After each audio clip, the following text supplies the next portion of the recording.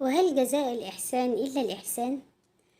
لما الواحدة تحب شخص وتتحدى الدنيا كلها علشانه وتقف جنبه وتسنده، المفروض يكون جزائها أو المفروض إن هي الثواب اللي تاخده إيه؟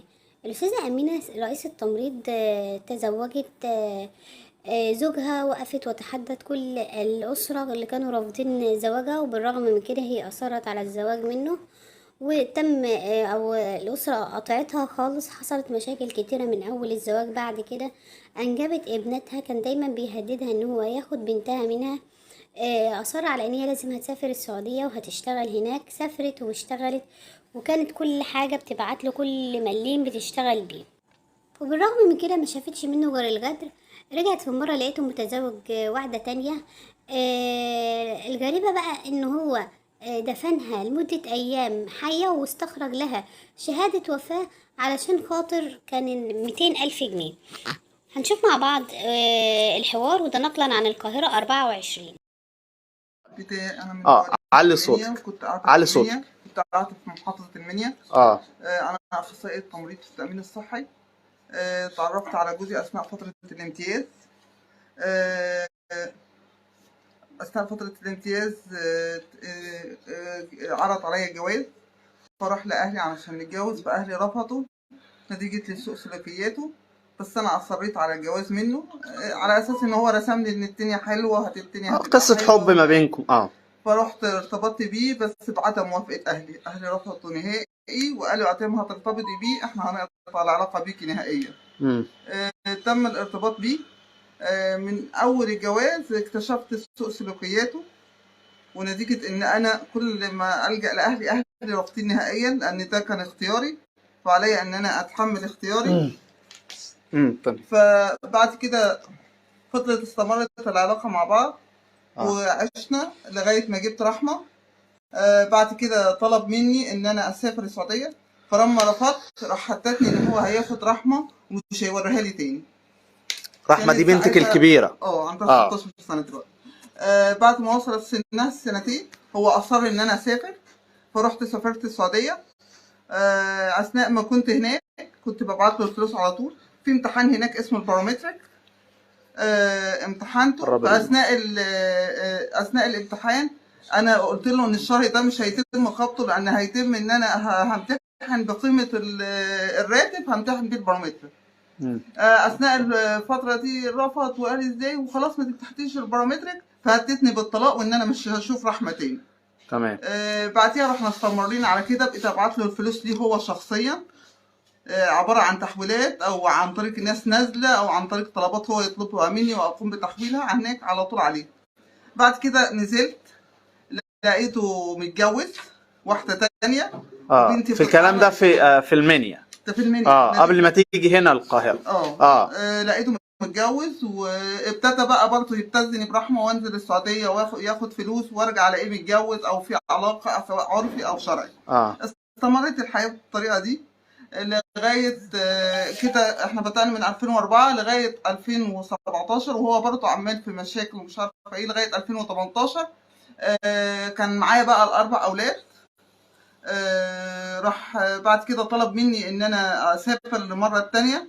رحت أنا رفضت، لأن ساعتها كانت رحمة كبرت وكانت الأولاد ابتدوا يكبروا، فرفضت نهائيا يعني بإصرار. راح هو بعد كده جيت في اليوم اللي هو حصل فيه، اللي هو مقيد فيه ان انا الوفاه، اللي هو يوم 14 يعني 5 ابتدي بقى، احكي لي من قصة، من بداية ما هو ابتدى. ان انت بتقولي حبسك 4 سنين من 2000 احكي لي يعني قصة من بداية بقى من يوم 14 يعني عايزين 5 نسمع السادة المشاهدين القصة والواقعة المأساوية اللي كنت يوم بتتعرضي ليها. 14 5 2018. تمام. انا فترات شغلي لغايه الساعه 6 مساء. تمام. رجعت من الشغل لقيته هو واخوه في الشقه عندي. فكان في عصير، هو راح لقيته بيجيب عصير ليا بيقول لي خدي، اصلا انا شربتهم عصير فانت اشربي عصير. فشربت العصير، مسافه ما شربت العصير انا ما حسيتش بحاجه. كل اللي حسيت بيه وفاكراه ان انا قمت لقيت نفسي في حته ضلمه، انا مش فاهم انا كنت فين، وكل ما فوق ادوخ ويغمى عليا. ما كانش فيه الا اصوات. انا توقعت ان انا محبوسه في اوضه او في حاجه. تمام. استمريت بقى في الصوات فتره كبيره، انام واقوم وانام واقوم، وبرضه الصوات على طول. لغايه ما بس كنت بحس بحركه جزم حواليا بس مش عارفه جايه منين. بعد كده لقيت حد كسر الباب اللي هو بيبقوا مدفونين احنا تحتيه. احنا عباره عن متافن بتنزلها لا واحده يعني انت خدتي قد ايه محبوسه جوه الشقه ومش مش قادره ان انت تخرجي 4 سنين؟ مش شقه ده كده انا وصلت ان انا كنت في المدفن. يعني انت اول بدايه التعذيب كانت في المدفن ولا انت؟ لا انا دلوقتي كان. طب احكي لي يعني عشان بس ما نسبقش الاحداث. احكي لي انت خدتي 4 سنين كان بيعمل معاكي ايه يعني اساليب؟ لا ما هي دي بدايتها هو دفنك. البدايه ان هو طيب. في 3 اشخاص جم طلعوني من المدفن. لا احكي لي بقى عشان نعرف الساده المشاهدين تاني هو ازاي دفنك في المقابر. ما هو يوم 14/5 انا مش فاكره من الحدث الا ان انا رجعت من الشغل على الساعه 6. تمام. هو اعطاني العصير انا شربت العصير. تمام. شربت العصير ما حسيتش باي حاجه. تمام كملي. بعد كده لما صحيت لقيت نفسي ملفوفه بملايات. بملايه بيضه اللي هو الكفن. انا ما شفتهاش بيضه. طيب. لا كانت طيب. تمام. بس انا بقيت اصوت وخلاص بس في حاله هستيريه بقى ومع التوخه مع الصداع يعني كل ما اجي اقوم تاثير المخدر كان كأن حد بيتوخ ويرجع تاني. فضلت اصوت فتره كبيره يعني ايام كتيره او ساعات كتيره. انا ما كنتش عارفه اعيط ولا عارفه التوقيتات ازاي. لغايه ما جابوا 3 اشخاص. انا حاسه انا بصوت وهم بيفتحوا عليا. بعد كده خرجوني بس شرطوا عليا شرط. قالوا لي لا اما هنسيبك مدفونه هنا. لما بقول لهم طب خلاص نبلغ البوليس اجيب حد اعرف ايه اللي حصل لي. انا مش فاهمه ايه اللي حصل لان انا ملفوفه بملايات ولقيت كمان الجرح ده في ايدي. ونزيف شديد جدا. فرحت افهم في ايه اللي بيحصل. راح قالوا لا احنا هنشرط عليك شرطين وانت عليك انك تختاري لا اما ندفنك تاني مكان ما كنتي. يعني قصدهم انهم يسيبوكي زي ما كنت. لا اما هتيجي معانا واروحك بيتك. انت عارفه بيتك فين؟ هو بيتي كان في برج الحواتي اول سكه تله. تمام. فراح نزلوا لي لغايه هناك وقالوا لي لا نعرفك ولا تعرفينا. تمام. بعد كده رحت طلعت لهم الشقه. احنا كنا في الدور الثاني. تمام. طلعت الشقه. اول ما فتح الباب بيقول لي هو انت ما بتموتيش؟ هو كان واحد فيهم كان ملبسني جلابيته يعني لان انا ما كنتش فيه. اللي هم ال3 اللي نقذوك. قلع جلابيته وقطعها لي. بس هو انت ما بتموتيش بس. وراح اخوه خبطني على راسي. اوكي. بس بعد كده ما حسيتش باي حاجه. لقيت نفسي في حته زي الباتروم. وفران وكميه فران وكميه حشرات لا توصف اصلا. وبس هو ده بقى المكان. ولقيت نفسي مربطه من هنا ومربطه رجليا الاثنين ومربط بقي. وابتديت افوق برضه مع الحاله ان انا برضه حاله الاعياء الشديد اللي انا مش قادره افتح عينيا وان انا تايهه ومش شايفه اي حاجه قدامي. لغايه كده ابتديت بقى كل شويه ينقل لي من مكان لمكان. يدخل يكهرب فيا. يدخل يضرب فيا. سواء بعصي او بخرطوم. وسواء اللي هي الستاره حمالات الستاره نفسها ويضرب. ومكان التعوير كان يجيب توم ويدهن بيه يعني ويسلسل تحتيه. يعني يحط التوم ويسلسل تحتيه لدرجه ان انا التعورات لغايه دلوقتي الدكتور قال لي مش هتتعالجي منها لانها شوهت رجلي اصلا وايديا. بعد كده فضل على التعذيب ده لفتره كبيره غير الحقن اللي كان بيتهالي غير في ماده كان بيحطها في كمامه اللي هو الهالوسان. وكان دي ماده مخدره اسمها الهالوسان. طب هو ايه نوع المخدر اللي هو اداهولك او انت ما عرفتيش؟ انت عرفت ان هو زجاج يعني اداكي عصير صح كده بس ما تعرفيش ان لا انا اصلا لو كنت حرام انا ما كنتش شربت اصلا. لا يعني اللي ده يحصل اصلا. هو كمان الحاجه اللي اداها لك دي بحكم ان هو اخصائي تحاليل فهو فاهم بيعمل ايه كويس. لا وهو كان بصفه دوريه يسحب لي عينات ويبطل يديني المخدرات.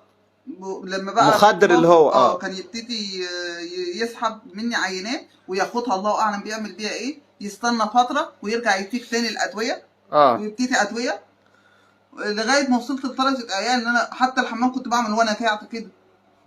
وابتدى بقى يتنقل من مكان لمكان لمكان. 4 سنين بتقولي لي ازاي يعني؟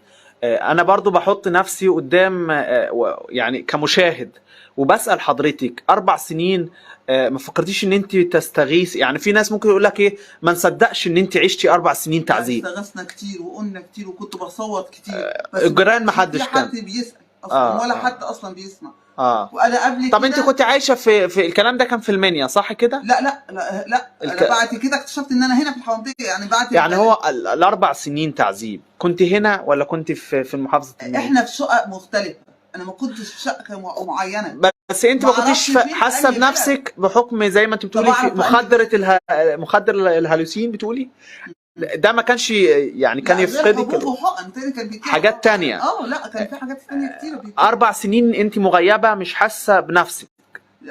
تقريبا كنت يعني كل ما تحب اخد طاقه كان يسحب العينه دي. اول ما يحس ان انا الطاقه ابتديت ان انت ترجعي كان يرجع يدي تاني من اول وجديد، لدرجه ان هو كان بيدخل يعمل لي زي اللي زيك مات من زمان، انت ما بتموتيش ليه؟ طب يعني انت كان بيتنقل بيكي واكيد انت كنت في حاله اعياء شديده، كان بيعمل ده ازاي؟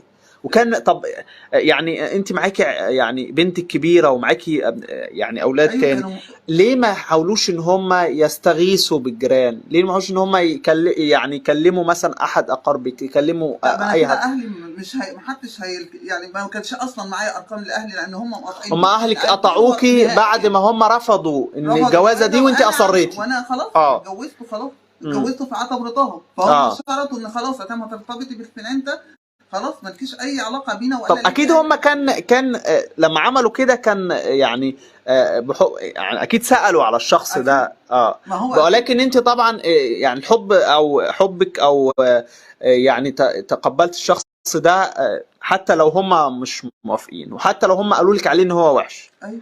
بعد قصه حب اللي عشتها معاها في الجامعه، لدرجه ان في ناس كانت يقولوا لي ما ينفعش انت تاخدي ده، بقول لهم لا لان هو رسم لي دنيا تاني غير الدنيا اللي انا فيها. ايوه كان معيشك في قصه وهميه يعني انت خالص يعني قصه يعني وبعد كده اكتشفت بقى بعد الجواز ان البدايه كان ان هو يستفيد مني ويستفيد من اللي ورايا، لان ساعتها تم تكليفي على طول وابتديت اشتغل واجيب فلوس لان خلاص. طب 20 سنة يمكن انت عشتيها او اكثر او اقل مع الشخص ده اللي هو اخصائي التمريض، ليه يعمل فيكي ده كله؟ يعني ايه السبب ان هو يتفنن في تعذيبك بهذه الطريقة وتصل بيه ان هو يدفنك في المقابر زي ما انت بتقولي 3 ايام؟ مش خاطر الفلوس. فلوس ايه يعني؟ من البداية مش خاطر الفلوس، يعني هو خدك عشان يستفيد مني. السفر اللي انا كنت بسافره طب انا كنت بجيب فلوس. انا حضرتك اسأل، انا جيت كنت هنا على البلاط، انا لما فقت هنا وجدت النيابة انا كنت في نفس المكان هنا في نفس النيابة ونفس المباحث، احنا كنا على البلاط.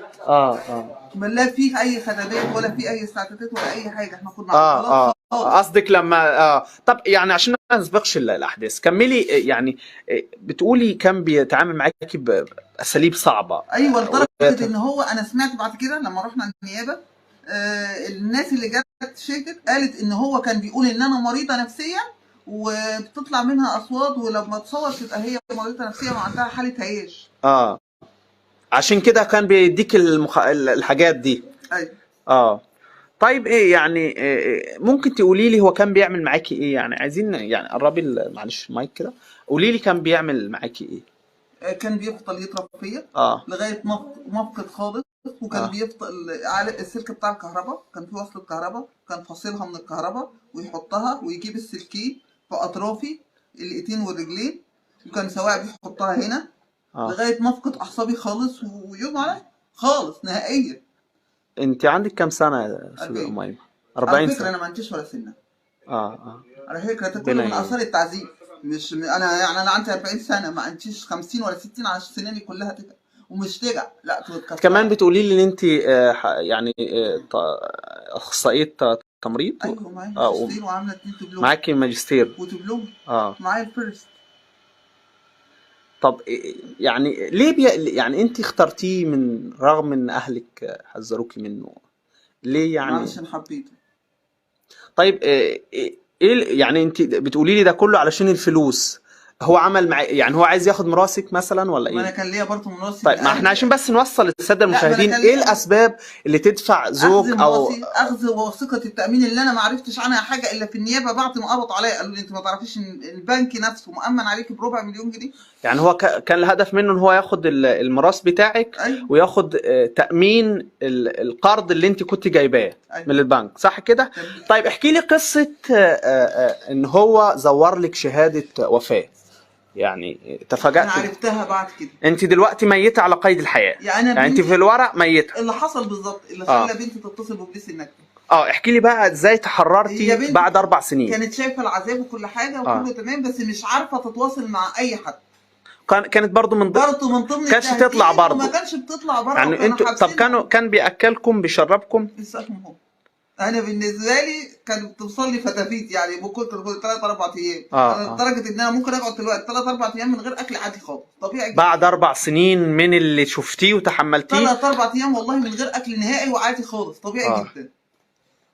ايوه. جت بنتي وهي بتفتش في اوراقه، كانت بتدور على ورقه خاصه بيها بالكمبيوتر واستلام الكمبيوتر تقريبا او حاجات زي كده عشان تعمل استماره خاصه بيها.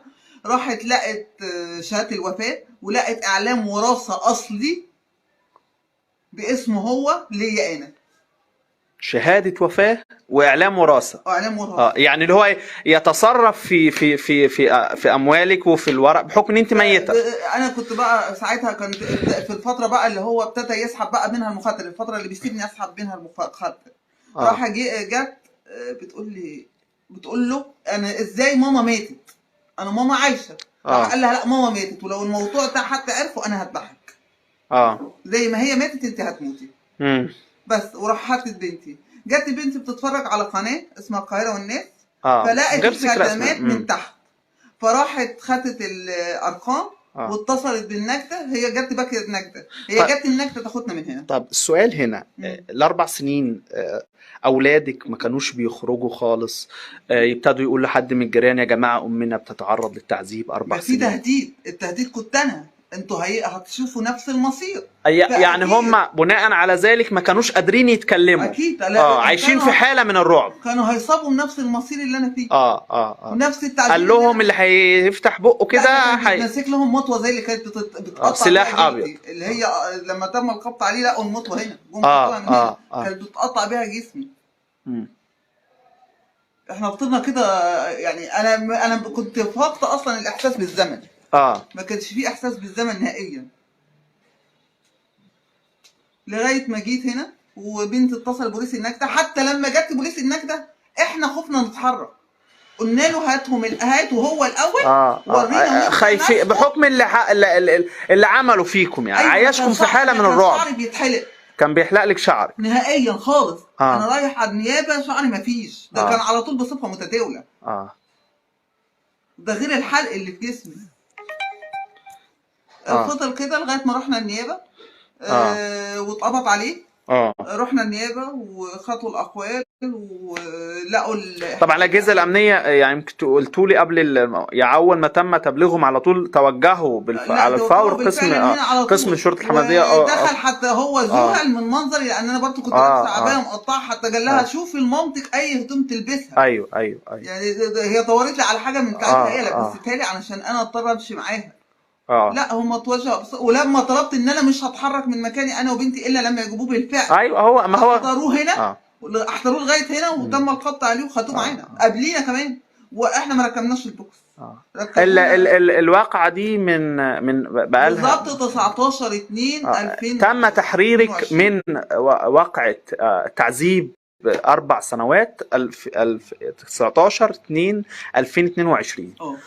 تجددت الامور وما زلتي ميته على قيد الحياه. انت دلوقتي على الورق ميته، ولكن انت اديكي موجوده عايشه لسه لحد الان. ما عملتيش الاول ماديا بسبب ان انا ما كنتش معايا الفلوس خالص. ماديا انا ما كانش معايا فلوس اطلاقا. انا كنت قافل عليا بابي اصلا وحتى ما كنتش لاقيه الايجار. انا لولا حد هنا بيدفع لي الايجار لوجه الله. وبعد كده راح جه شخص من هنا برضه، ممكن نقول اسامي ولا لا من غير ذكر. طيب شخص من هنا راح بصراحه، يعني الاول كان عايزين يطلعوني من الشقه. راح جه ناس والله العظيم يعني لوجه الله ربنا يكرمهم وقفوا. وبعد كده جه عم سيد اللي هو البواب كلم شخص هنا من يعني بدون ذكر اسماء. جه هنا البواب بتاع العماره كلم شخص معين علشان خاطر يدفع لي الايجار وتكفل هو بالايجار بتاع دفع الشقه.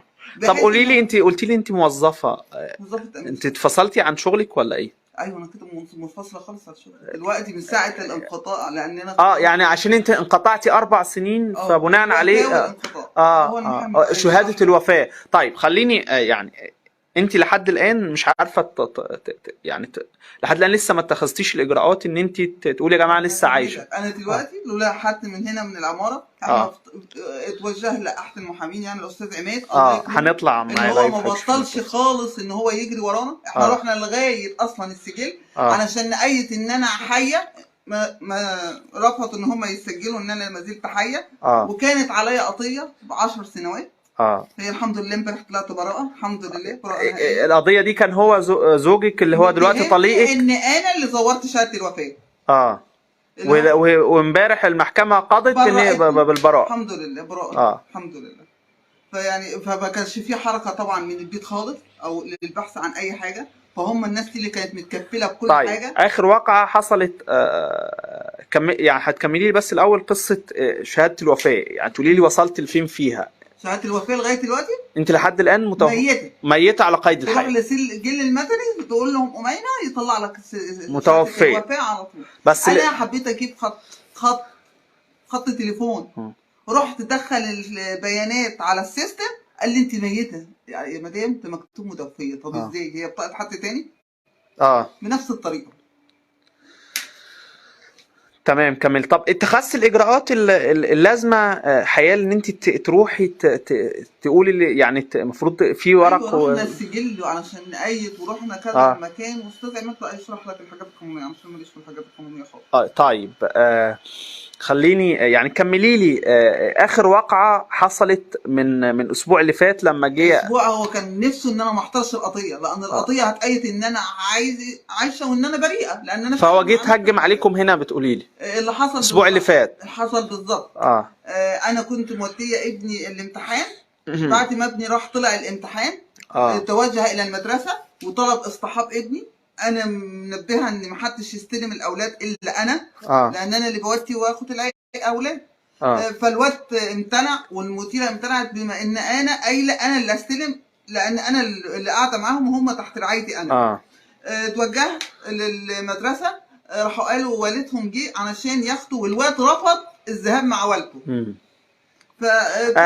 كمان يعني قبل ما نطلع لايف اصاب بحاله من يعني الابن كان خايف ومرعوب، وحاله من لما شاف ابوه. ايوه جات له حاله تشنج وزرق، ولغايه ما رحت وصلت هناك وهو لسه جسمه بالظبط. هم شالوه يعني حطوه في مكان تاني علشان يهدى، وبرضه ما هديش لغايه ما انا رحت بسبب اللي كان بيشوفه من لا يعني ابوه. كمان كان بيصطحب سيدات في الشقه ويقوم بتصويرهم والحاجات دي مؤيده عند في النيابه.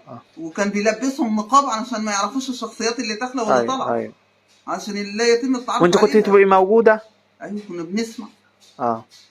وكان بيتقفل علينا بيبان، والحاجات دي متصوره صوت وصوره، يعني الحاجات دي هو مصورها شخصيا صوت وصوره، والباشا يقول لها يعني الحاجات دي مؤيده في النيابه. وجيهم خدوها من هنا من البيت الشقه هنا، خدوا هرطات وخدوا فيديوهات وخدوا حاجات كتيره. يعني خلال الفتره ما كانش تعذيب بس، ده تعذيب واهانه وحاجات كتيره قوي. موضوع موثق بالصوت. ده هو اللي موثقه بالدليل. هو موثقه بالصوت والصوت. انت مع حضرتك صوره من الفيديوهات دي؟